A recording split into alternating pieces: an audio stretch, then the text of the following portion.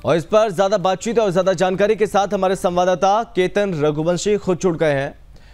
तो केतन, यहां पर कहा जाता है, ये जानकारी सामने आती कि एक पुलिसकर्मी, महिला पुलिसकर्मी को पीटा जाता है, गाली गलौज की जाती है, उसके साथ अभद्र व्यवहार किया जाता है।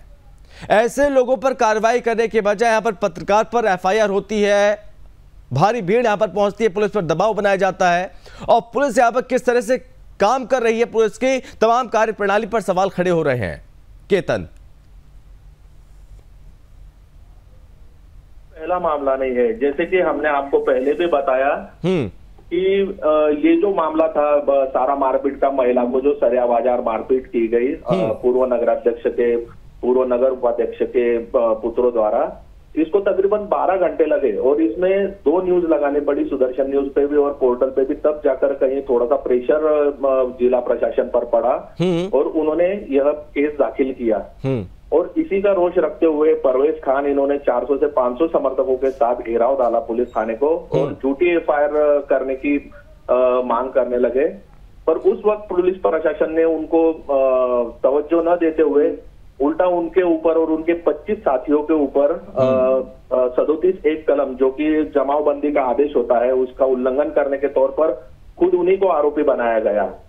जो उन्होंने अपने रसूख पर अब तक 5 से 7 वर्षों में जो उन्होंने अपने पुलिस का रसूख रखकर बहुत से लोगों पर अत्याचार किया था, ये किया था, उनकी हमें अभी बधाई पत्र आ रहे हैं और वो खुद हमें फोन कर रहे हैं। यहाँ मैं आपको एक विशेष जानकारी देना चाहूंगा शंभू जी कि मुस्लिम समुदाय के लोगों के भी हमें मिलने आ रहे हैं और उनके फोन आ रहे हैं कि हमें भी, हमको खुद को भी इतनी तकलीफ थी इस आदमी की, इसने अपने रसूख से हम पर झूठे मुकदमे दर्ज कराए थे, हमारी जमीनी पर बहुत से तरीके के हम पर अत्याचार किए गए थे। बहुत से मुस्लिमों को भी मुझे फोन आया और खुद मिलने भी आए वो। तो अपने रसूख का इस्तेमाल करते हुए इसने जो अब तक अपना साम्राज्य चलाया था, उस पर कहीं ना कहीं सुदर्शन न्यूज ने अंकुश लगाया है जी।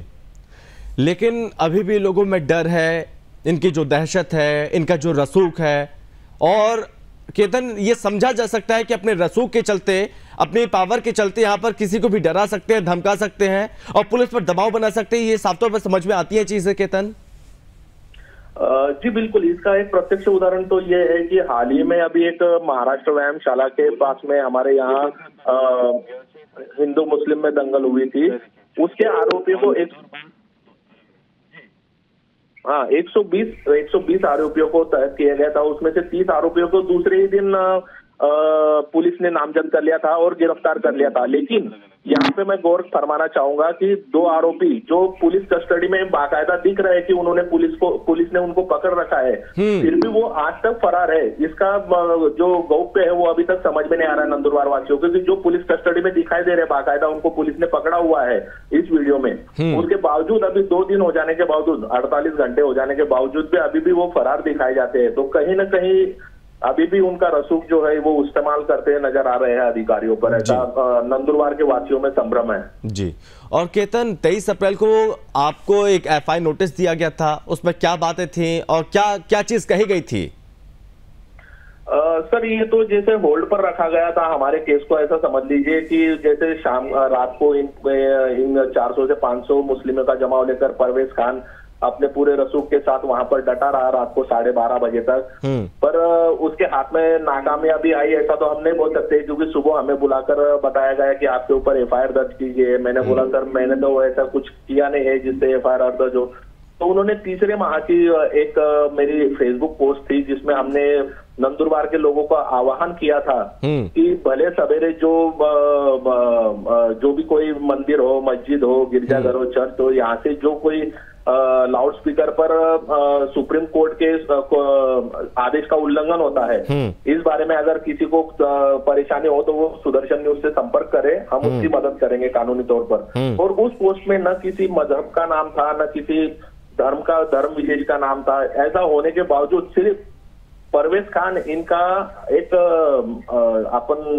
उनका एक रसूख रखने के लिए या फिर उनका मन रखने के लिए हमारे ऊपर एफआईआर दाखिल की गई है, जो कि तकरीबन 1 महीने पहले की पोस्ट को लेकर किया गया जी। अगर हमारी पोस्ट गलत थी तो उसी टाइम उसी वक्त हमको क्यों नहीं एफआईआर दाखिल की गई? लेकिन केतन, जो आपने जिनका जिक्र किया, जिन लड़कों का, जिन युवकों का, जिन नेताओं का, उन्होंने महिला पुलिसकर्मी से मारपीट की, अभद्र व्यवहार किया, तो बावजूद उन पर कार्रवाई नहीं हुई। इसकी वजह समझ में आती है? क्या इस तरह की पहले भी कई घटनाएं हो चुकी हैं, बावजूद उन पर कार्रवाई नहीं होती है, पुलिस पर भी ऊपर से दबाव रहता है? क्या इस तरह की कोई जानकारी? बहुत से घटनाएं हो चुकी है, लेकिन अभी वो जिनकी एफआईआर दाखिल नहीं होने के कारण हम उनका अभी जिक्र नहीं कर सकते हैं जी। तो इसी वजह से कहीं ना कहीं उनको एक ऐसा आत्मविश्वास हो चुका था कि मेरे अब्बा सारा कुछ संभाल लेंगे और मैं शहर में कुछ भी कर लूं, फिर भी मुझ पर कोई हाथ नहीं डाल सकता, कोई अधिकारी इसकी जरूरत नहीं कर सकता है। और ऐसा उन्होंने पहले भी, मतलब आज की जितनी भी घटना है इसमें पहले भी अनुभव आ चुका है कि वो वहां पर एक न्यायपालिका के तौर पर चलाते हैं अपने सारे, मतलब वहां के जो भी मसले होते हैं वो खुद पुलिस स्टेशन में जाकर उन्हें सुलझाना, या फिर कहो कि अपने रुबाब के तौर पर उनको एक तरफा माहौल करना, इस तरीके की घटनाएं वो करते रहते थे। और काफी अधिकारियों का भी उनके वहां आना जाना रहता था, इसी कारण उनका ये आत्मबल बढ़ा है और इसी कारण ये घटना घटित हुई। और आज भी उसी का बेनिफिट है कि 48 घंटे होने के बावजूद दोनों आरोपी फरार है।